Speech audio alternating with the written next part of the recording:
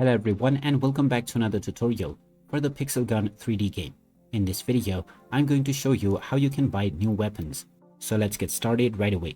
First of all, open up the Pixel Gun 3D game on your device, and once you are taken into the main menu, tap on the Armory button at the bottom left corner. This will now show you various different weapons within various categories that you can purchase and use.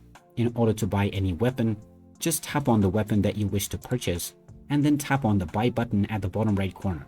You can see the stats before you purchase, and once again tap on the buy button to confirm. Once your purchase has been confirmed, it will then be equipped to your character right away. You may also buy various other items, such as items to wear, as well as craftable items. And now you can start using this weapon within your gameplay. And there you have it. That is how easy it is to buy various weapons on the Pixel Gun 3D game. If you find this video helpful, don't forget to hit that like button and subscribe to our channel for more useful tips and tutorials. Thanks for watching, and I'll see you again in the next one.